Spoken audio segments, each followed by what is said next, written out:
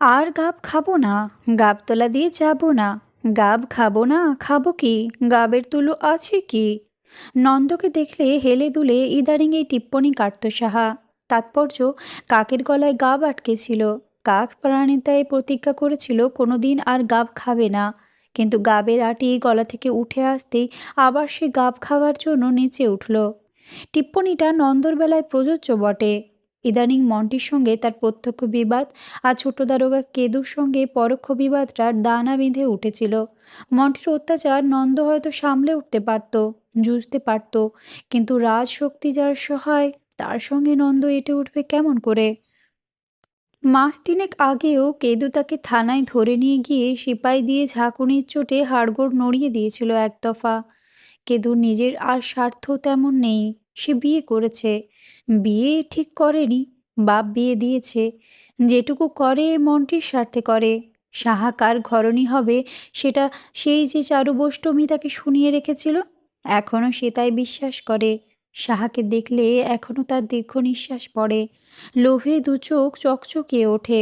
দারোগাগিরির ঝামেলায় দেখা অবশ্য কমই হয়, এদিকে আসার সময় তেমন হয় না, কিন্তু একদিন দেখলে দিন কতক আর ভুলতে পারে না। তার আশা, মন্টির সঙ্গে বিয়ে হলে ভবিষ্যতে একটু আধটু গান বাজনা শোনা যাবে, চোখের ক্ষুধা অন্তত মাঝে মধ্যে মিটবে। তাই প্রয়োজনে নন্দকে কড়া শাসন করতে তার আর আপত্তি নেই। নন্দ এই দুজনের একজনকে অন্তত ভবপারে পাঠাতে পারে একেবারে। শরীরের রক্ত তেমন ফুটলে ইচ্ছেও হয় এক সময়, কিন্তু ফলাফল ভেবে নিস্তেজ হয়ে পড়ে আবার। যার জন্য এত, তাকেই তো চিরকালের মতো ছেড়ে যেতে হবে তাহলে। এ গা থেকে তো পালাতেই হবে তখন। অতএব শেষ পর্যন্ত মুখ বুজে অত্যাচার সহ্য করে সে। পীড়নের মাত্রা বাড়লে অথবা বেকায়দায় পড়ে গেলে দোষ স্বীকার করে, বলে আর কখনো ভিটের ত্রিসীমানা মাড়াবে না। কিন্তু কিছুদিন না যেতেই দুর্নিবার আকর্ষণে আবার না আসে পারে না। আসে, পীড়ন সয়, সাহার টিকা টিপ্পণীও। কিন্তু সদ্য বর্তমানে নন্দর গলা থেকে গাবের আটিটা যথার্থই যেন নেমেছে, তাই আবার ঘন ঘন তাকে দেখা যাচ্ছে এখানে। সাহার ছড়াকাটা আর ব্যঙ্গবিদ্রূপও বেড়েছে তেমনি। নন্দর ভরসার কারণ বাসনা। চারুবষ্টমীর আকৃতি তার মনে ছিল কিনা বলা যায় না, কিন্তু সেই হঠাৎ বেশ একটু সদয় যেন নন্দর উপর। মন্টিকে অনেকদিনই সে ওর সঙ্গে লাগতে বারণ করে দিয়েছে। বাসনার সামনে মন্টির সব দাপট ঠান্ডা। কিন্তু সে শুধু বাসনার সামনে, আড়ালে নয়। বাসনার অনুশাসনের ফলেই আড়ালে সে বিষধর। কিন্তু সেদিন বাসনা সত্যি ক্ষেপে উঠেছিল মন্টির উপর। নন্দকে থানায় নিয়ে গিয়ে হেনস্থা করা হয়েছে শুনে রাগে কাঁপছিল সে। সে রাগ দেখে মন্টি ছেড়ে নন্দও হতভম্ব। অপমানটা যেন বাসনারই। মন্টিকে ডেকে বাসনা ঝাল মিটিয়ে গালাগাল করেছে, আর বলেছে আবার যদি তার নামে একটা নালিশ শোনা যায় তাহলে এখানকার ভিটে থেকে দূর দূর করে বিদেয় করবে তাকে। লোক ভাড়া করে এনে ঠ্যাং ভেঙে দিয়ে তাড়াবে। সেই থেকে নন্দর গলায় গাবের আটি নেমেছে। চারুবষ্টমীর ঘরে কায়েমি বসবাস করছিল মন্টি। টাকা আছে বলে যারা তাকে সমীহ করে তাদের সে তেজ দেখাতে পারে, কিন্তু তার টাকার পরোয়া করে না যে তাকে সে টাকার গরম দেখাবে কেমন করে। আর গরম দেখালেই যে এই ভিটে ছাড়তে হয় সেটা সইবে কেমন করে। আর কিছু না হোক, ওই মেয়ে দুটোর সঙ্গে মাঝে মধ্যে একটু খোল বাজানোর সুযোগ যে পায়, সেই লোভে সে সমস্ত জীবন কাটিয়ে দিতে পারে এখানে। মাঝে মধ্যে, কারণ এখন আসর বসানোটা নির্ভর শুধু বাসনার মর্জি আর মেজাজের ওপর। সে মর্জি বা মেজাজ কচ্চিৎ কখনো হয়। এই একটুখানি আনন্দের জন্য মন্টি আর বিনয়কেষ্ট উন্মুখ হয়ে থাকে। বাসনা একলা গায়, বিনয়কেষ্ট বেশিরভাগ গায় সাহার সঙ্গে। ওদের দুজনের গান শুনতে শুনতেও কখনো আবার মেজাজ বিগড়োয় বাসনার, গম্ভীর মুখে উঠে চলে যায়। নন্দর প্রতি বাসনার স্নেহদৃষ্টির কারণ সাহা উঠে সঠিক বুঝে উঠতে পারে না, নন্দ নিজেও না। সাহার সঙ্গে যে নন্দর বিয়ে হতে পারে না, প্রকারান্তরে তাকে সেটা বুঝিয়ে দিয়েছে বাসনা। বলেছে নন্দ বামুনের ছেলে হলে বেশ হতো, আপনজন আরও আপন হতে পারত। মনে মনে নন্দ জাত জিনিসটাকে কটূক্তি করেছে, সেই সঙ্গে বাসনাকেও, কিন্তু মুখে প্রকাশ পায়নি। অন্তত চেষ্টা করেছে একটা উদগ্র অসহিষ্ণুতা গোপন করতে। বাসনা তাকে চুপি চুপি হাত দেখায় অনেক সময়, গোপনে ভবিষ্যৎ সম্পর্কে এটা সেটা জিজ্ঞাসাও করে, কিন্তু তাও আবার গোপন থাকে না সব সময়। সাহা দেখে ফেলে বা শুনে ফেলে। দিদিকে ভয় একটু আধটু করলেও মুখ বুজে বসে থাকে না সাহা। যা মুখে আসে বলে ফেলে, তারপর তাড়া খেয়ে ছুটে পালায়। কখনো আবার দিদিকে জড়িয়ে ধরে হিহি করে হেসে গড়ায়। এমনই একদিন হাত দেখানো ধরে ফেলে সাহা গম্ভীর মুখে কাছে এসে নন্দকে বলে বসল, দিদির ছেলেপুলে কবে হবে বলো দেখি কনক ঠাকুর। বাসনার মুখ থেকে যেন সব রক্ত সরে গেল কয়েক মুহূর্তের জন্য, তারপর দ্বিগুণ লাল হলো। সেদিন আর হাত দেখা হলো না। নন্দ নিজেই হাঁক চকিয়ে গেছে, যেন মস্ত ঠাট্টার কথা। হাসতে হাসতে একটু বাদে সে উঠে পালিয়েছে। সাহা দূরে দাঁড়িয়ে হাসছে মিটিমিটি। আড়ষ্ট ভাব কাটিয়ে বাসনা তাকালো তার দিকে। দিনকে দিন বড় বেশি ফাজিল হয়ে উঠেছিস কেমন? ফাজিল আবার কি? সাহা রাগ বিরাগের ধার ধারে না। 6 বছর বিয়ে হয়েছে, এখনো তোর ছেলেপুলে কেন হলো না রে দিদি? একেবারে ঘা সামলে ওঠার আগে তার উপর ফিরে ঘা পড়ল যেন আবার একটা। বাসনা ফেল করে আবারও বোনের দিকে তাকিয়ে রইল খানিক। আত্মস্থ হয়ে উঠে দাঁড়ালো আস্তে আস্তে। তাকে উঠতে দেখে ছোট মেয়ের মতো সাহা দৌড়ে পাড়ালো ঘর থেকে। সাহাকে নিয়ে আর যেন পেরে ওঠে না বাসনা। 18 পেরোতে চলল। চলনে বলনে দ্বাদশীর দুরন্ত চাঞ্চল্য। যত দিন যাচ্ছে তত যেন ছেলে মানুষ হয়ে উঠছে। একটু ধীর স্থির না, একটু শান্ত না। বয়সের ঘোষণা তো শুধু তনু তটে, আর কোথাও না। বাসনার যত রাগ গিয়ে পড়ে বিনয় কেষ্টর ওপর। পারো তো এই কর্তিটির কাছে ঘেঁষতে চায় না বিনয়কেষ্ট। উঠতে বসতে কটূক্তি বানে জর্জর অবস্থা তার। বাসনা বলে, শুধু তোমার জন্যই। তোমার আশকারা পেয়ে নির্লজ্জ বেহায়ার মতো দিন দিন ধিঙ্গি হয়ে উঠছে ওটা। সাহা দিদির বচন শোনে, আর আড়ে আড়ে ভগ্নিপতির অপরাধী মুখকানি দেখে। বিনয়কেষ্ট মুখোমুখি কোনো জবাব দেয় না, প্রতিবাদ তো করেই না। দিদি চলে গেলে সাহাও চোখ রাঙায় তাকে। এই করে আমার মাথাটা খাচ্ছ তুমি, আমি কিছু বুঝতে পারি না বলে। বিনয়কেষ্ট দীর্ঘশ্বাস ফেলে বলে, এদিকে আয়, শাসন করি। সাহা বলে, ভালো হবে না, দিদি মুখে বলেছে, কাছে এলে আমি হাতে বলবো। বিনয়কেষ্টর কাতর জবাব, সে যে বড় মিষ্টি লাগবে গো। সাহা খিলখিল করে হেসে ওঠে।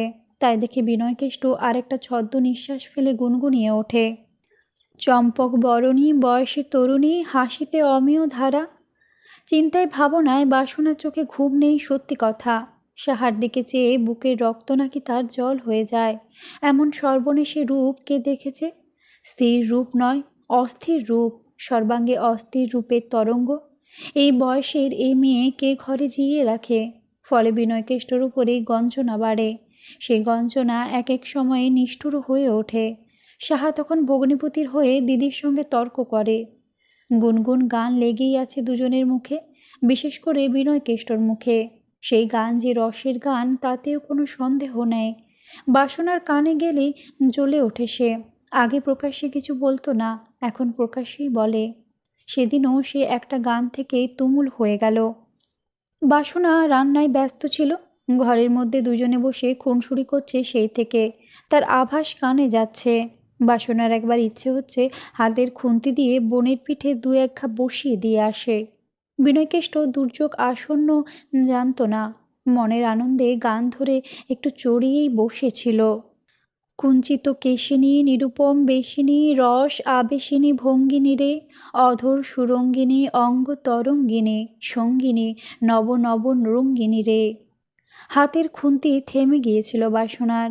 চুপচাপ দোরগোড়ায় এসে দাঁড়িয়েছিল। দুজনার কেউ খেয়াল করেনি। সাহা সঙ্গীত স্তুতির জবাবে বড় করে জিভ ভাঙাবার উপক্রম করেছিল।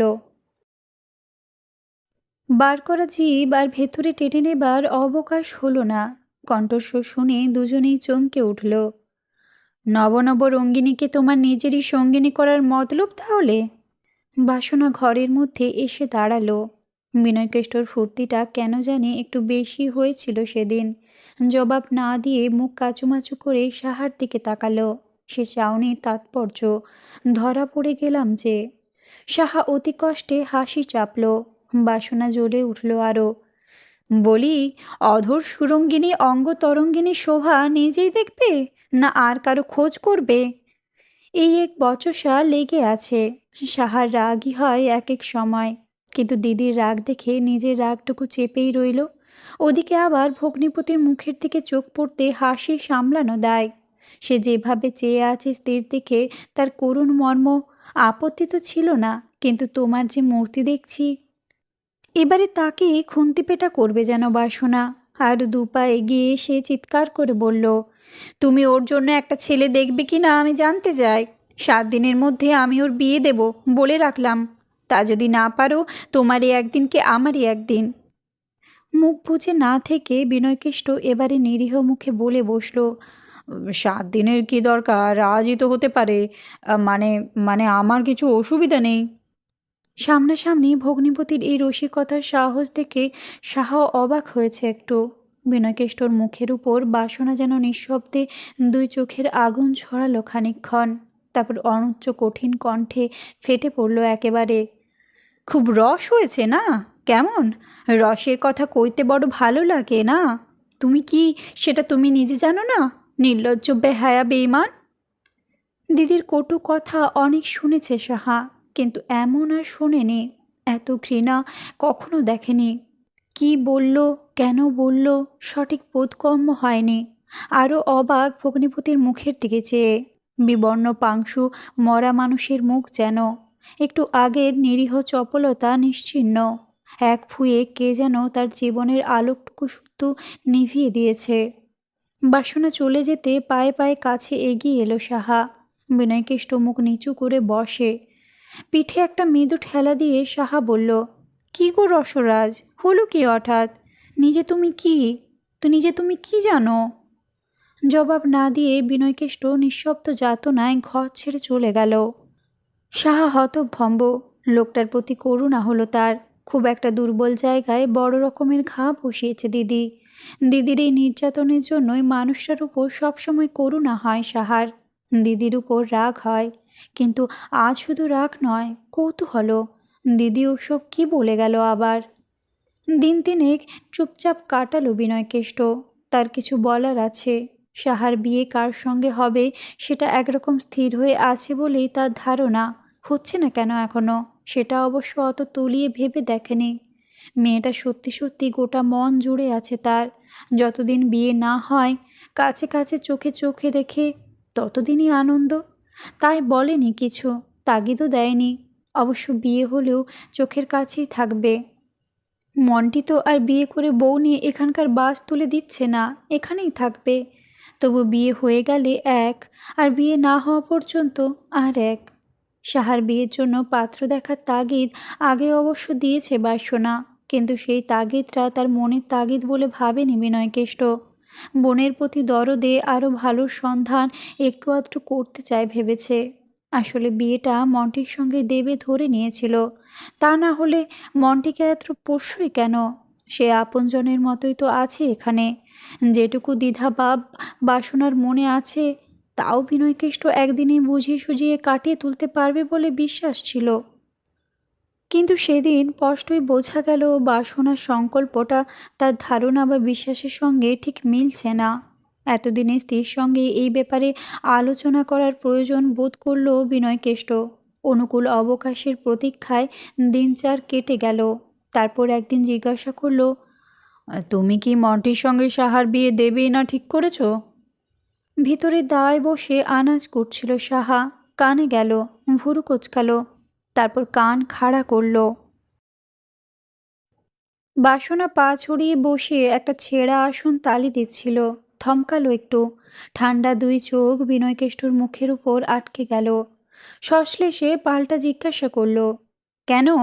দিলে তোমার রঙ্গরসে সুবিধা হয় বেশ। স্থির মেজাজ এখনো প্রসন্ন নয় দেখে বিনয়কেষ্ট মনে মনে ঘাবড়ালেও অন্তরঙ্গ বিনয়েই জবাব দিল, আমার সুবিধে দেখে তুমি তো আর বোনের বিয়ে দেবে না। আমি তো ভাবছিলাম বিয়েটা মন্টির সঙ্গেই হবে। তা ভাববে না কেন? রাগে বাসনার গলা চড়ে গেল। নিজে বুড়ো বয়সে বিয়ে করেছো, যত সব বুড়ো হাবড়ায় তো পছন্দ হবে তোমার। লজ্জাও করে না আবার মুখ নেড়ে কথা বলতে? আসন ছুঁড়ে ফেলে দিয়ে ভাসনা ঘর থেকে ছিটকে বেরিয়ে রান্নাঘরের দিকে গেল। বিনয়কেষ্ট মুখ চুন করে বসে রইল। সাহার সঙ্গে মন্টির বয়সের কিছু তফাৎ হয় বটে, কিন্তু সেটুকু ধর্তব্যের মতো নয়। অন্তত তার সঙ্গে তুলনীয় তো নয়ই। শক্ত সমর্থ জোয়ান ছেলে মন্টি। কিন্তু আলোচনা দূরে থাক, বিনয়কেষ্টর মুখের উপর আবারও যেন চাবুক বসিয়ে গেল বাসনা। সাহা দস্তুর মতো চটে গেল দিদির উপর। মন্টির সঙ্গে বিয়ে দেব না বলে নয়, ও মন্টি ফন্টিকে বিয়ে সে করতেও চায় না। রাগ, নিরীহ ভালো মানুষটাকে উঠতে বসতে দিদি এত গঞ্জনা দেয় বলে।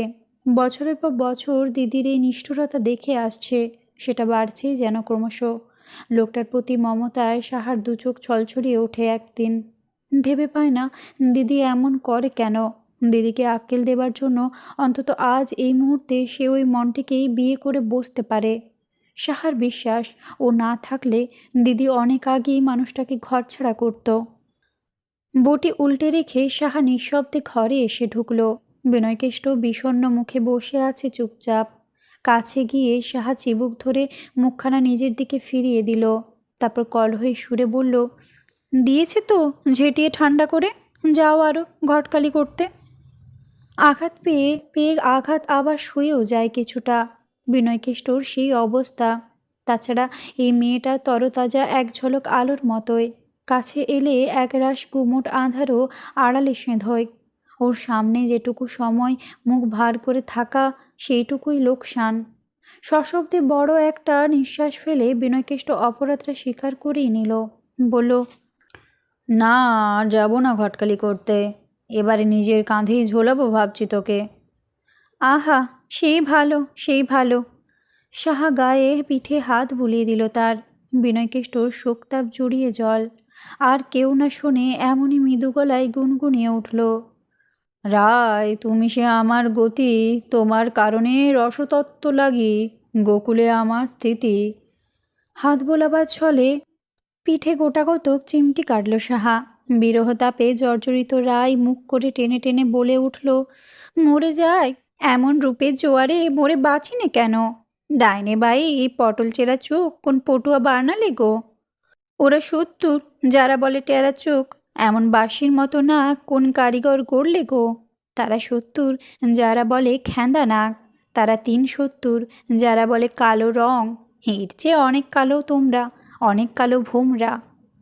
আরও খানিকটা বলার স্বাদ ছিল সাহার, কিন্তু মনের মতো তেমন আর কিছু মনে এলো না বলে শখেতে থেমে গেল। পরিহাসে বিনয়কেষ্ট কম যায় না। তার দুই চোখে নীরব অনুযোগ ঝরল খানিক। চাপা সুরের জবাব প্রস্তুত ততক্ষণে। সাহা খিলখিল করে হেসে উঠল।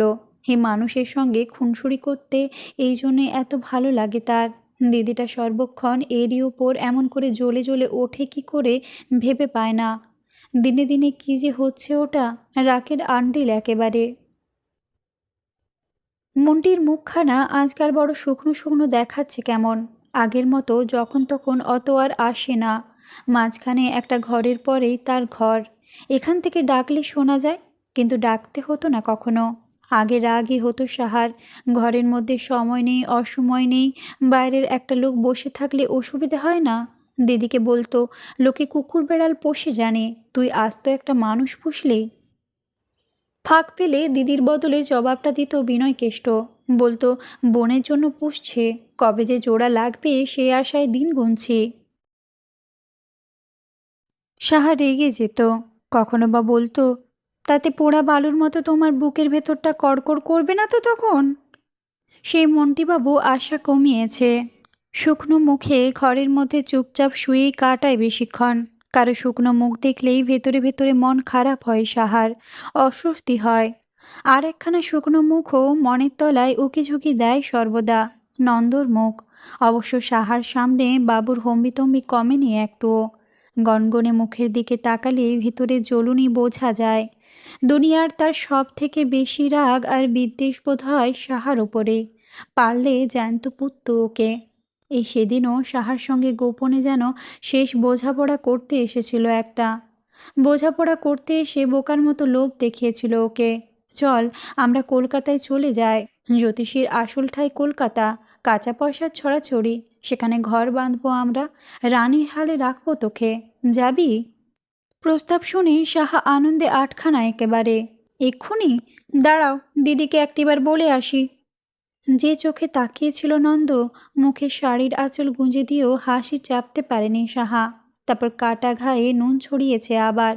ভাগ্যিস বামুন নও, নলে এতক্ষণ বর্ষ হয়ে যেতুম। নন্দ এক মুহূর্ত দাঁড়ায়নি আর।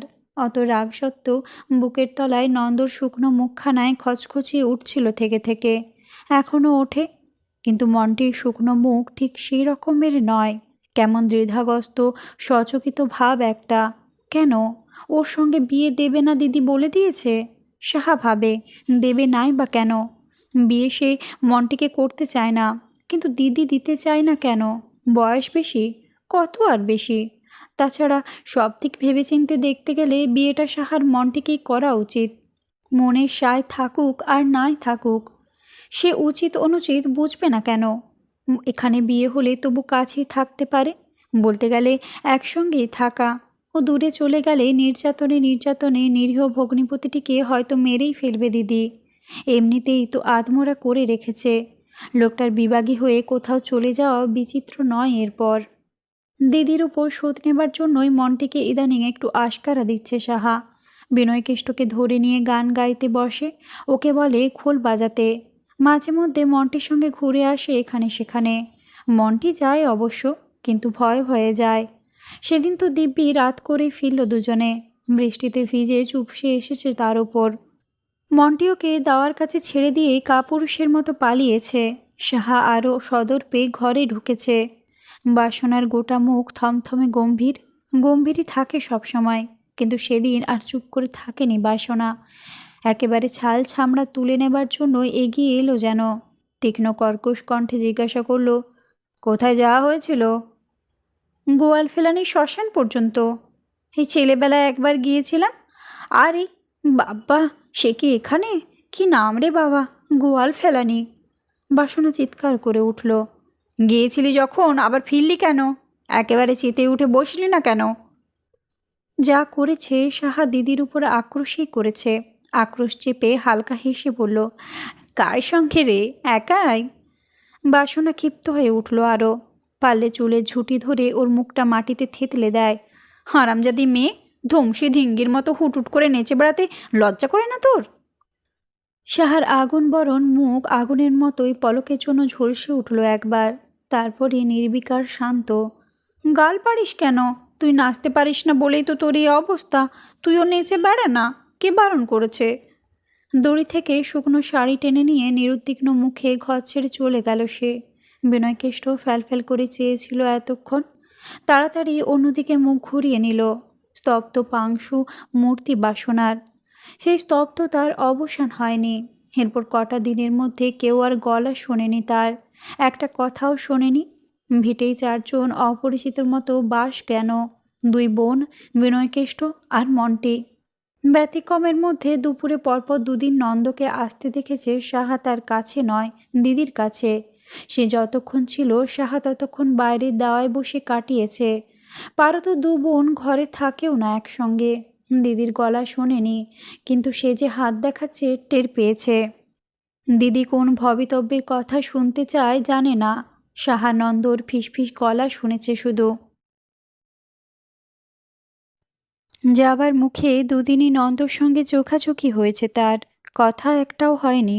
নন্দর মুখে মন্টির মুখের মতো সেই দ্বিধাগ্রস্ত ভাব লক্ষ্য করেছে সাহা দুদিনে। ওর সঙ্গে দেখা না হলে যেন নন্দ স্বস্তি বোধ করত। গায়ের সব খবর যেমন বাতাসে ছড়ায়, এই খবরটাও তেমনি ছড়ালো। তার উপর পরাণ চাটুর্যের ভিটের খবর, গরম খবর, বাসনার খবর আর মন্টির খবর। বাইরে থেকে অনেকেই এসে উকিঝুঁকি দিয়ে গেল। সর্বপ্রথম ভিতরে ঢুকলেন সূর্য হালদার। জীবনে কাউকে আর মুখ দেখাতে না হলে বিনয়কেষ্ট বেঁচে যেত বোধহয়, কিন্তু শুভার্থীজনকে মুখ না দেখিয়ে আর পারবে কি করে? তারাই দেখে ছাড়বে। সূর্য হালদার সরাসরি ঘরে এসে বসলেন। ভিতরে দায় বসে সাহা আগন্তুকের সাড়া পেল। কটা দিন এক অদ্ভুত বিহ্বলতার মধ্য দিয়ে কেটেছে তার, কাটছে। বিনয়কেষ্টর মুখের দিকে তাকাতে পারেনি, একটি কথাও বলতে পারেনি। বোবা বিস্ময় কাটিয়ে উঠতে পারেনি। ভণিতা ছেড়ে সূর্য হালদার জিজ্ঞাসা করলেন, খোঁজ খবর করেছো কিছু, না চুপচাপ বসেই আছো? বিনয়কেষ্ট নিঃসার বিবর্ণ মুখে মাথা নাড়ল, শুধু করেনি। সূর্য হালদার বললেন, আমি করেছিলাম, খোঁজ পেয়েছি। সাহা চমকে উঠল, উৎকর্ণ হলো। সূর্য হালদার জানালেন, কেদুকে বলতে সে লোক লাগিয়েছিল। থানা পুলিশের চোখে ধুলো দিয়ে কোথায় আর যাবে? 3 গা ছাড়িয়ে ঘর ভাড়া নিয়ে আছে তারা। বিনয়কেষ্ট থানায় একটা ডায়েরি করলে কেদু ধরে নিয়ে আসতে পারে তাদের। বিনয়কেষ্ট আবারও মাথা নাড়ল, অর্থাৎ তার আর দরকার নেই। সূর্য হালদার সায় দিলেন, কি দরকার? আর তো আর তাকে নিয়ে ঘর করতে পারছো না। মন্টি ছোড়াটার টাকা আছে কিছু শুনেছিলাম, কিন্তু সেই জন্য এমন মতি হবে মেয়েটার, কে জানতো? যাই হোক, পরশই বিনয়কেষ্ট বেশি দিয়েছিল ছোড়াটাকে। ঘরের কোণে কালসাপ পুষেছিল। গলা আরও খাটো করে বলেছেন তিনি, আমরা ভেবেছিলাম ওই ছোট মেয়েটা সর্বনাশ করবে, এমনটা হবে ভাবিনি। বিনয়কেষ্ট নিরুত্তর। এদিক ওদিক তাকিয়েছেন সূর্য হালদার। আর কাউকে দেখবেন আশা করেছিলেন, না দেখে জিজ্ঞাসা করেছেন, সাহা কোথায়? কাঁদতে জানছে নাকি খুব? ঘাড় নেড়ে বিনয়কেষ্ট শেষের জবাবটা দিল শুধু, কাঁদছে না। আরও কিছু বলার ছিল হয়তো সূর্য হালদারের, আরও কিছু পরামর্শ দেবার ছিল, কিন্তু কি ভেবে বললেন না কিছু। সব কথারই সময় আছে একটা, সেই সময়ের প্রতীক্ষা করাটাই সমীচীন বোধ করলেন তিনি। আবার আসবেন জানিয়ে সেদিনের মতো গাত্রোত্থান করলেন। দিন 7 পরের দ্বিতীয় আগন্তুক নন্দ। তাকে দেখা মাত্র এতদিন কেন আসেনি সেই কথাটাই প্রথম মনে হলো সাহার। মনে হলো এই না আসাটা ইচ্ছাকৃত, আর আজও এসেছে যেন চোরের মতো। অথচ এই ঘটনায় তারই সব থেকে বেশি আনন্দ হওয়ার কথা, সব থেকে বেশি বেপরোয়া হয়ে ওঠার কথা। মনে মনে অনেক কিছু সংকল্প এঁটে এসেছিল নন্দ। ভেবেছিল বিনয়কেষ্টকে ভবিতব্যের তত্ত্ব কথা শোনাবে কিছু। এটা আজকাল মন্দ পারে না নন্দ। আর সাহাকে সান্ত্বনার কথা বলবে 2-4টে। কিন্তু এসে দেখে বিনয়কেষ্ট ঘরে নেই। খুব ভোরে উঠে বিনয়কেষ্ট দোকান দেখাশুনো করতে যাচ্ছে কদিন ধরে, কিন্তু সাহার সামনাসামনি বসে একটা সান্ত্বনার কথাও মুখে জোগালো না নন্দর। আবোল তাবোল 2-5 কথা বলে শেষে মনের তলার গোপন খবরটায় একসময় ব্যক্ত করে বলল সে। ব্যাসনা নাকি বলেছিল বৈষ্ণব মতে নন্দ সাহাকে বিয়ে করতে পারে, তার আপত্তি নেই। সাহা তার কথা ঠিক শুনছিল না, উঠে যাচ্ছে না বলেই বরং মনে মনে বিরক্ত হচ্ছিল। হঠাৎ শেষের এই প্রস্তাব কানে যেতে 2 চোখ ধারালো হয়ে উঠল। নন্দর মুখোমুখি ঘরে বলল সে, কবে বলেছিল? নন্দ বিড়বিড় করে জবাব দিল, যাবার 1-2 আগে। সে যে চলে যাবে এখান থেকে, সে কথা বলেছিল কি না সাহা ভাবতে বসল। নন্দকে জিজ্ঞেস করল। নন্দ সজোরে মাথা নাড়ল। আমাকে বলতে যাবে কেন? এসব কথা কেউ কাউকে বলে নাকি? সাহা নিষ্পলক চেয়ে আছে তার দিকে, দেখছে, নীরবে তার অন্তঃস্থল পর্যন্ত দেখে নিচ্ছে যেন। না বললেও সে যে যাবে সেটা বুঝেছিল। নন্দর মুখে অস্বস্তির ছাপটা বড় বেশি স্পষ্ট। প্রস্তাবের ফলে এমন জেরার মধ্যে পড়বে একবারও ভাবেনি। মাথা নাড়ল। সে কিছু জানতো না, কিছু বোঝেও নি। বলল, হাত দেখে কি এত সব বোঝা যায়? সাহা তবু অপেক্ষা করল একটু, তেমনই চেয়ে রইল। তারপর বলল, আচ্ছা, এখন ওঠো তুমি, ঘরের অনেক কাজ পড়ে আছে আমার। সাহার মুখ থেকে প্রস্তাবের জবাবটা না শুনে নন্দর ওঠার ইচ্ছে ছিল না, কিন্তু ভাবগতিক দেখে জবাব চাইতে ভরসা পেল না। আপাতত ওর সামনে থেকে সরে যেতে পারলে বাঁচে সেও। যাক 3 কতক, এখন আর তাড়াহুড়োর কিছু নেই। দুর্ভাবনার কাল অপগত। মোলায়েম করে জিজ্ঞাসা করলো, কাল আসবো? সাহা বসেছিল, সটান উঠে দাঁড়ালো, বলল, কাল না, পরশু না, কোনো দিন না। আর এসে কাজ নেই। ঘর ছেড়ে সেই আগে রান্নার ঘরের দাওয়ার দিকে চলে গেল। নন্দ বাইরে এসে বড় করে নিঃশ্বাস নিল। সমস্ত মেয়ে যাত্রার সম্বন্ধে অস্ফুট হালকা কটূক্তি করল একটা। সাহা যাই বলুক আর যত রাগ দেখাক, ও নিশ্চিন্ত মনে হাওয়ায় ভাসতে পারে এখন। নন্দ গাইতে পারে না, কিন্তু এই মুহূর্তে গুনগুনিয়ে উঠতে ইচ্ছে করছে তারও। রায়, আমি ছাড়া গতি নাই। সে দুপুরে সূর্য হালদার এসে হাজির। আবার আসবেন বলেই গিয়েছিলেন। দায় উঠে হাঁক দিলেন, বিনয়কেষ্ট আছো নাকি হে? খাওয়া দাওয়ার পর বিনয়কেষ্ট বিশ্রাম করছিল একটু। বিশ্রামের নামে মরার মতো পড়েছিল। সাহা ভেতরের আঙিনায় বসে। মেঘলা আকাশে রোদ ছিল না, তাই দূর্বাঘাসের উপর বসেছিল চুপচাপ। দিদি যাবার পর থেকে এতদিনের মধ্যে সাহা কটা কথা বলেছে ভগ্নিপতির সঙ্গে হাতে গুনতে পারে। এত দুর্বল, এত নিরীহ মানুষটার যে মুখের দিকে চাইলেও মুখের ভিতরটা টনটন করে। এক নারীর বিশ্বাসঘাতকতা যেন সমস্ত নারী যাত্রার উপর কলঙ্ক ছড়িয়েছে। সাহাও সেই নারীরই একজন। সকালে নন্দ উঠে যাবার পর থেকেই সে কি একটা সংকল্প আঁটছিল মনে মনে। এভাবে কদিন চলতে পারে? চলে না, চলতে পারে না, চলতে দেবেও না সাহা। আজ আবার আগের মতোই সে কথাবার্তা কইবে বিনয় কেষ্টর সঙ্গে।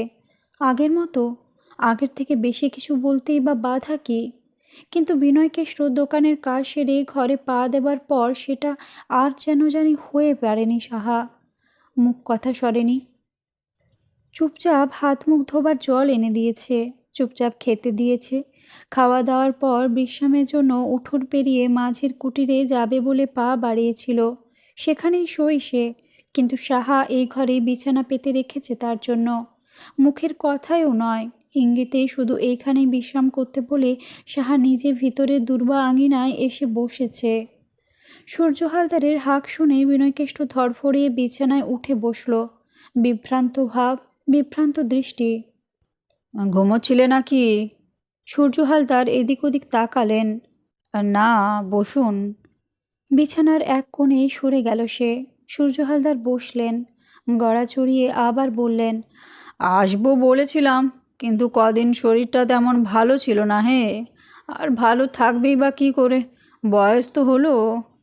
বয়সের ছাড়পত্র তার আছে বটে, কিন্তু শারীরিক অসুস্থতার লক্ষণ ঠিক চোখে পড়ে না।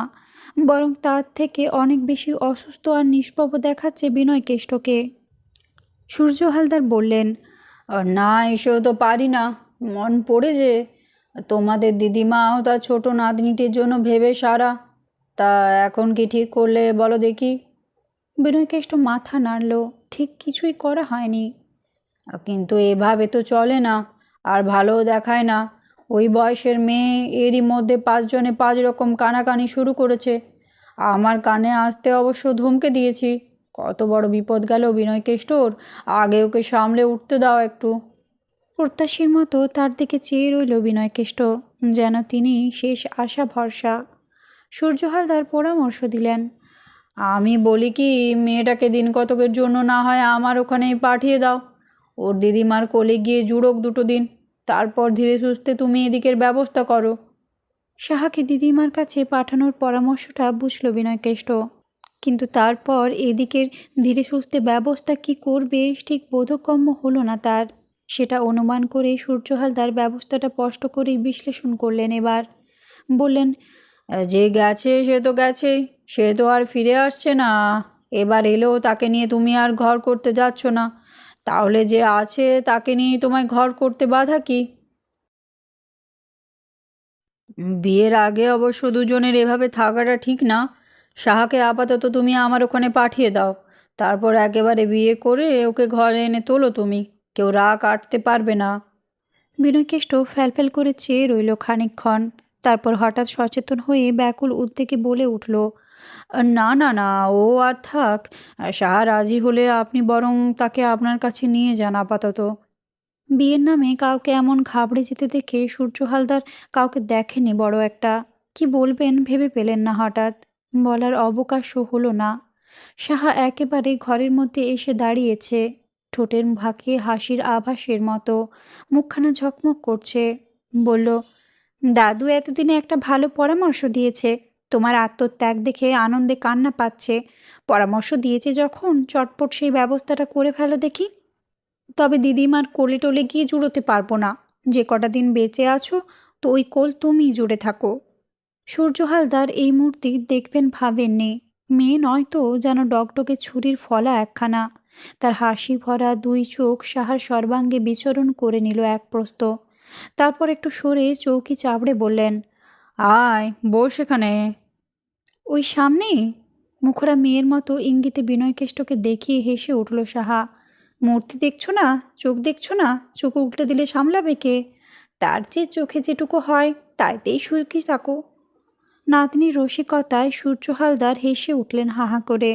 বললেন, বিনয়কেষ্টর ভাগ্যি দেখে আমার হিংসে হচ্ছে রে ছুরি। তা দিদিমার কাছে যাবি না কেন? দুদিনও আর না দেখে থাকতে পারবি না?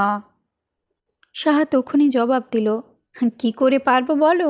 এখানে গরম নিঃশ্বাসে নিঃশ্বাসে ঘরের চালা জ্বলবে, আর ওদিকে দিদিমার চোখে বন্যা নামবে। অত ঝুঁকি নেবে কে? এমন প্রগল্ভ পরিহাসের মধ্যে বসেও বিনয়কেষ্টর গোটা মুখে যেন এক বিন্দু রক্ত নেই। ভয়ে দুশ্চিন্তায় পাংশু বিবর্ণ দেখাচ্ছে তাকে। তার দিকে চোখ পড়তে সূর্য হালদার বললেন, ব্যবস্থা করব কি করে? এ তো তোকে নিতে চাইছে না। সাহা বলল, জীবনভর নিজে ভেগ তোরও ভেগ চিনলে না দাদু? এই বুদ্ধি তোমার? এর নাম সামাজিক শোক। ও তোমাকে দেখতে হবে না, যা করার তাড়াতাড়ি করো। আজ হলে আমি কাল করতে রাজি নই। অস্পষ্ট নির্জীব মুখে তবু বাধা দিতে চেষ্টা করলো বিনয়কেষ্ট। সে শুধু চেষ্টায়। সূর্য হালদার চলে যেতে সাহা বিনয়কেষ্টর মুখোমুখি সামনে এসে দাঁড়ালো। বিনয়কেষ্ট বিড়বিড় করে বলল, এসব তুই কি বলে দিলি দিলি? সাহা চুপচাপ করে চেয়ে রইল খানিকক্ষণ। যা বললাম নিজের কানেই তো শুনলে। চোখ চেয়ে দেখোই না, লোকসান কি তোমার খুবই বেশি হয়েছে? বিনয়কেষ্ট ফিরে তাকালো। সাহা হাসছে। হাসতে হাসতেই ঘর ছেড়ে চলে গেল সে। সে হাসি দেখে বিনয়কেষ্ট আরও আড়ষ্ট। বাইরে এসেও হাসতে চেষ্টা করলো সাহা, কিন্তু হাসিটা তেমন আর আসছে না। সকালে নন্দ চলে যাবার পর যে সংকল্প করেছিল সূর্য হালদার আশাতে, সেটাই বড় সহজে সম্পন্ন হয়ে গেল। সব ভাবনা চিন্তা সব কিছুই ঝেড়ে ফেলার কথা এখন। যা সে করলো এমন কিছু সহজ নয় সেটা। ও বলেই করলো, ও বলেই করতে পারলো। আর পিছন ফিরে তাকানো নয় এখন। আর মোহ নয়, মোহমুক্তি। মোহমুক্তির আনন্দ আস্বাদনের মুহূর্ত এটা। তবু কি একটা অনুভূতি যেন এক টুকরো শিকলের মতো আটকে আছে, নড়তে চড়তে লাগে। কিন্তু বিনয়কেষ্টর বিবর্ণ মুখ দেখে ক্রমেই অবাক হচ্ছে সাহা। তাকে যেন ধরে ফাঁসি দিচ্ছে কেউ। আত্মরক্ষার তাগিদে সে যেন দিবারাত্র এক অপরিসীম উৎকণ্ঠার মধ্যে কাটাচ্ছে। নিজেকে মুকুরে রেখেছে সাহা। আজ নয়, অনেক অনেক দিন আগে সেই দেখা সারা। শিরীষ আর অশোক পলাশের মতো সেও যখন সর্বাঙ্গে এক অভিনব আবির্ভাবের শিহরণ উপলব্ধি করেছিল, সেই দিন। তারপর দিনে দিনে দেখেছে নিজেকে। নিজের চোখে দেখেছে, নন্দর চোখ দিয়ে দেখেছে, মনটি কেদুর চোখ দিয়ে দেখেছে। তার জোরটা কোথায় দেখে এসেছে। সেই জোরের উপর অসীম আস্থাও ছিল। আস্থা আজও আছে। বিনয়কেষ্টর মতো একজনকে লোভের বন্যায় ভাসিয়ে নিয়ে যেতে পারবে কিনা সেই সংশয় একদিনও দেখা দেয়নি। কিন্তু লোকটার এত ভয়, আর এই নির্মম নিষ্পাণতা দেখে সাহা মাঝে মাঝে অবাক হয় বটে। বিনয়কেষ্ট এখনো মাথা নাড়ে, বলে, না না, এ থাক, এ ঠিক হবে না। সাহার সেদিন রাগই হলো একটু। না না করছো কেন? আমার কারণে না রসতত্ত্ব লাগি গোকুলের স্থিতি তোমার? দিনরাত গুনগুন করতে কানের কাছে সব রস শুকিয়ে গেল। বিনয়কেষ্ট জবাব দিতে পারে না। দুই চোখে দুর্বোধ্য হতাশা শুধু, আতঙ্কগ্রস্ত বেদনার ছায়া। অতএব সদয় চিকিৎসক যেমন রোগীর রোগের সঙ্গে যোঝে, সাহাও তেমনি লোভের জাল ফেলে বিষাদ সন্তাপের গহ্বর থেকে বিনয়কেষ্টকে টেনে তুলল বলা যেতে পারে। যত সহজে সেটা সম্ভব হবে ভেবেছিল, তত সহজে হলো না বটে, কিন্তু হলো শেষ পর্যন্ত। কিন্তু এক এক সময় অবাক লাগতো সাহার, যে দিদি দিবারাত্র এত নিষ্ঠুর গঞ্জনা দিত, তারই জন্য এমন দুর্বহ শোক খুব স্বাভাবিক মনে হতো না। বিনয়কেষ্টর মুখে হাসি ছিল না, গলায় গান ছিল না। সাহা দুজনের হাসি একা হেসেছে, দুজনের গান একা গেয়েছে। তাকে বোবার মতো শুয়ে বসে থাকতে দেখলে ঘটা করে গোটা কতক দীর্ঘ নিঃশ্বাস ফেলে গুনগুনিয়ে উঠেছে, আঙিনার মাঝে তিতিছে বধুয়া, দেখিয়া পরাণ ফাটে। পর মুহূর্তে আবার হয়তো হাসিতে উছলে উঠেছে, না জানি কতেক মধু শ্যাম নামে আছে গো। বিনয়কেষ্টর সামনে কেশ বিন্যাস করত, আর আয়নার মানুষটাকে দেখতে চেয়ে চেয়ে কতক্ষণ আর সংকোচে বিষণ্ণতায় ডুবে থাকবে। লোকটা একসময় উসখুস করছে টের পেত। আয়নার ভেতর দিয়ে দৃষ্টি বিনিময় হতো। সাহা হেসে ফেলত, ভ্রুকুটি করে ঘুরেও দাঁড়াতো। কণ্ঠে সুরও উপচে উঠত সেই সঙ্গে। এত ছান্দে কেনা বাঁধে চুল, তোমার চূড়ায় মজা এলে জাতিকুল। বিনয়কেষ্টর মুখের নির্বাক যাতনার ছাপটা মিলিয়ে যাচ্ছে, চোখের বোবা ত্রাসের ছায়াটা সরে যাচ্ছে। সেই মুখে সেই চোখে লোভের চমক জাগছে, প্রত্যাশার আলো উকি ঝুঁকি দিচ্ছে। সেদিন বেশ একটু অন্যমনস্ক ছিল সাহা। নন্দ এসেছিল দুপুরে। বিনয়কেষ্ট ঘরে ছিল না, দরজা খোলা ছিল। দূর থেকে নন্দকে আসতে দেখে সাহা গম্ভীর মুখে দরজার সামনে এসে দাঁড়িয়েছিল। দেখছিল সে আসছে, দেখছিল সে হাসছে। সেই পদক্ষেপে অসহিষ্ণুতা দেখেছিল, আর সেই হাসির তলায় ক্ষোভ দেখছিল। সাহা ঘরণী হবে বিনয়কেষ্টর সেই গুজবটায় পদদলিত করতে করতে আসছে যেন, আর হেসে বোঝাতে চাইছে এমন সব অসম্ভব গুজবে সে বিশ্বাস করে না। বেড়া ঘেরা আঙিনায় পা দেবার সঙ্গে সঙ্গে ঠাস করে তার মুখের উপরেই দরজাটা বন্ধ করে দিল। রাগে অপমানে নন্দর সমস্ত মুখ কালো। সজোরে দরজায় আঘাত করলো গোটা কতক। সাহা, দরজা খোল, কোথা আছে? জবাব পেল না। নন্দ শাসালো, দরজা খুলবি তো খোল, নলে দরজা ভেঙে ফেলবো। এবারে জবাব পেল, ভেঙে দেখো কাঁধের উপর মাথাটা থাকে কিনা, বটি সানিয়ে রেখেছি। তুই দরজা খুলবি কি না? না। খুলবি না? না। দরজা খুলেছে ঘন্টা দুই বাদে, বিনয়কেষ্ট ফিরে আসতে। মাথাটা কেমন গরম লাগছিল সাহার। বিকেল না পড়তেই চুল ভিজিয়ে চান করে এসেছে। মাথা ঠান্ডা হয়েছে বটে, কিন্তু অন্যমনস্কতা কাটিয়ে উঠতে পারেনি। আয়নার সামনে দাঁড়িয়ে মাথা আজড়াচ্ছিল, কিন্তু আয়নায় কাউকে দেখছিল না, নিজেকেও না, অদূরের চৌকিতে বিনয়কেষ্টকেও না। নির্নিমেষে চেয়ে চেয়ে পিছনের মানুষটা তাকেই দেখছে তাও খেয়াল করেনি। সমস্ত তন্ময়তা কেটে গেল হঠাৎ। চুলের বোঝার মধ্যে চাহাতে চিরুনি আটকে গেল। অনেকদিন বাদে বিনয়কেষ্টর রসাবিষ্ট পরিচয় গান উপচে পড়ছে আবার, আগের মতোই প্রায়। থির বিজুরি বরণ গৌরী পেখুনু ঘাটের মূলে, কানাড়া ছাঁদে কবরী বাঁধে নবমল্লিকার মালে। সাহা ঘুরে দাঁড়ালো আস্তে আস্তে। সাহার হেসে ওঠার কথা, ডগমগিয়ে ওঠার কথা, এইটুকুই চেয়েছিল। লোকটাকে ঠিক আগের মতো করে তুলতে চাইছিল, তাই করেছে, তাই হয়েছে। কিন্তু থির বিজুরির মতো স্থির দাঁড়িয়ে রইল সে। তবে হেসেছিল বটে, একটু পরে হেসেছিল। উচ্ছল প্রগলভ হাসি নয়, আয়ত চোখের তারায় আর ঠোঁটের ফাঁকে হাসির আভাস ছিল। এটুকু না থাকলে সাহার এ কদিনের নিজের ব্যবহারের যে কোনো অর্থ হয় না। মোহগ্রস্ত আধার থেকে আলোয় টেনেছে লোকটাকে। হাসবে না, সায় দেবে না। কিন্তু বিনয়কেষ্টর মুগ্ধ হবার চোখ তখন।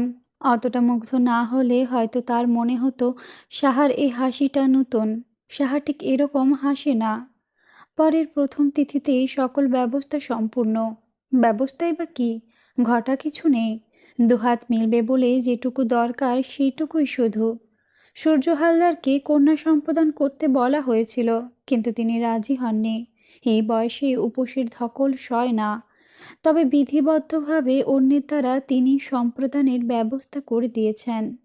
বিয়ের রাতেই একটা তুচ্ছ খবর সাহার কানে এসেছিল। এখানকার বাস তুলে দিয়ে সেই দিনই দুপুরের গাড়িতে চারুবৈষ্টমীর ছেলে নন্দ কলকাতায় চলে গেল। সেখানেই জ্যোতিষীর পসার খুলে বসবে। তার ভবিতব্য আপাতত তাকে সেইখানেই টেনেছে। গায়ের কত লোক যায়, চারুবৈষ্টমীর ছেলে নন্দও গেছে। বিয়ের মন্ত্রের দিকে মনোযোগ দিয়েছে সাহা। দূরে গেলে ব্যবধান বাড়ে বটে, কিন্তু লোক বিশেষে আর পরিস্থিতি বিশেষে ব্যবধান ঘোচেও আবার।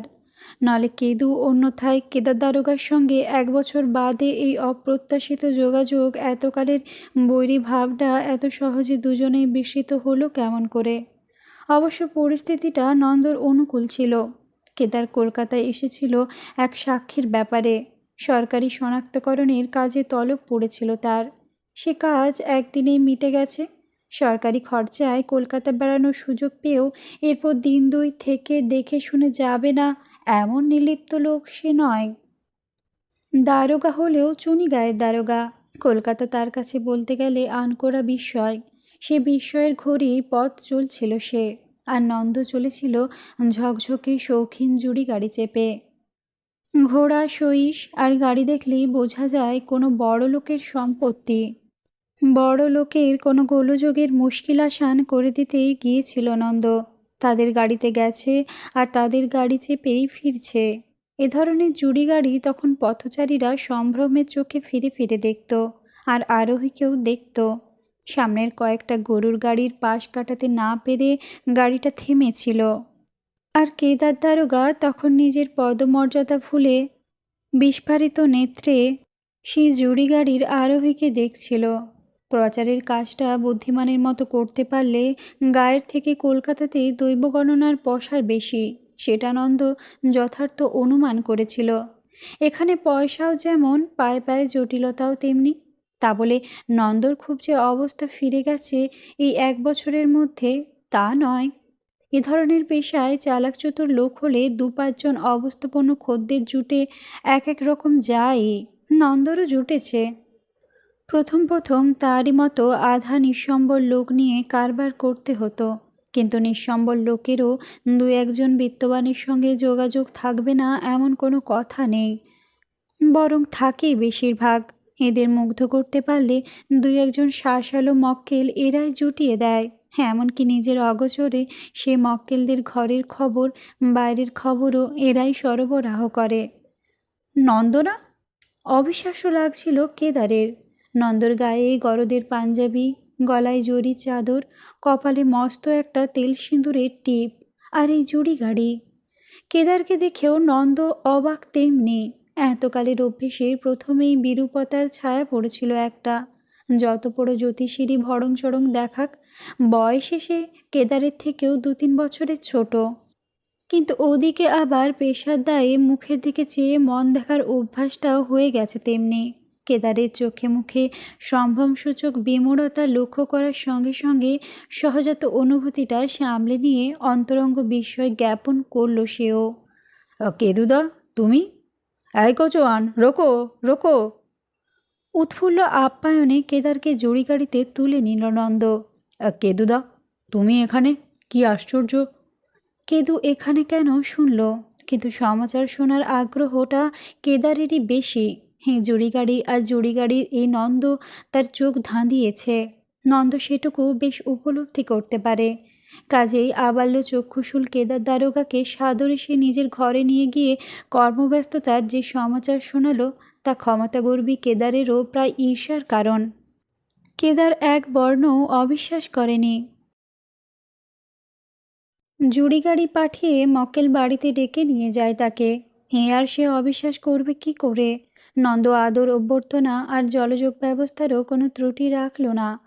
এরপর কেদারের মুখ থেকেই চনিগায়ের গোটাকত খবর শুনেছে নন্দ।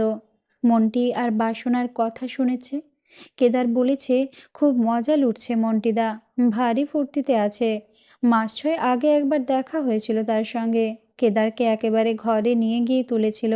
বাসনা তাকে রেঁধে খাইয়েছিল। মেয়েটা আর আগের মতো গম্ভীর টম্ভীর নয় একটুও। যেমন হাসে তেমনি কথা বলে, গান গায়। বাসনাকে ছেড়ে সহজেই সাহার প্রসঙ্গে এসে গেছে কেদার। বলেছে, বাসনা আর কি, দেখতে হয়েছে ওই ছোটটা, দেখিসনি তো শিগগির। উফ! সেই রূপ স্মরণ মাত্রে কেদারের 2 চোখে পিচ্ছিল কামনা উছলে উঠেছে। বলেছে, থান পরে তো এখন, কোরা থান, আর সেই ধানের রং পর্যন্ত কালচে দেখায়, অমন সোনা রাগানো রঙের আছে। থান পরে? নন্দ বিমূঢ়। সাহা থান পরে কেন?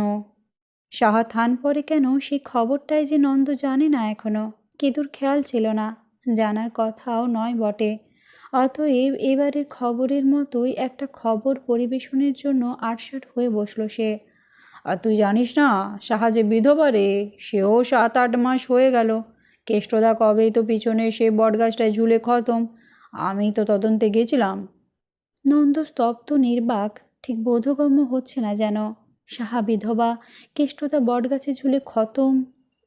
বিনয় কেষ্টর আত্মহত্যার নিগুড় কারণটাও অতএব সোৎসাহে ব্যক্ত করেছে কেদার। আত্মহত্যা না করে করবে কি? অমন একটা গনগনে মেয়ে মুঠোর মধ্যে, অথচ নিজের ওই অবস্থা। শেষের দিকে তো মাথায় গন্ডগোলই দেখা গেছিল। কারো আর জানতে বাকি ছিল না কিছু। কত ডাক্তার, কত কবরেজের কাছে যে হন্যয়ে ঘুরেছে ঠিক নেই। তবু নন্দকে হাঁদারামের মতো হাঁ করে চেয়ে থাকতে দেখে সানন্দে আরও একটু ঘন হয়ে বসেছে কেদার। আর বুঝলি না, কেষ্টজা যে গোড়া থেকে অসুখ ছিল রে, সেই বাসনাকে বিয়ে করার আগে থেকেই। আমি মন্টিদার মুখে শুনেছি। রসের গান করতো তো।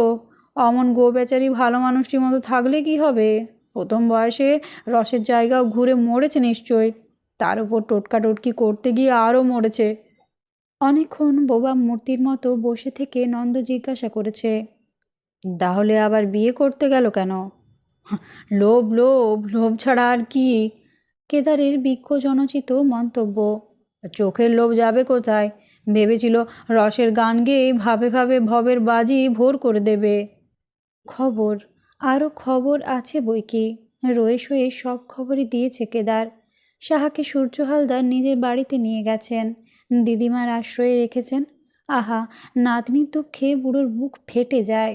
অশ্লীল একটা কটূক্তি করে শখেদে ফোঁস করে বড় একটা নিঃশ্বাস ফেলেছে সে। বুড়োটার বরাত বটে, চান ধরা বরাত। গলা খাটো করে বলেছে আবার, বাবার মুখে শুনেছি সাহার মাটার ওপরেও নাকি অমন চোখ ছিল বুড়োটার। নন্দ আর কিছু শুনছিল না, আর কিছু তার কানে যাচ্ছিল না।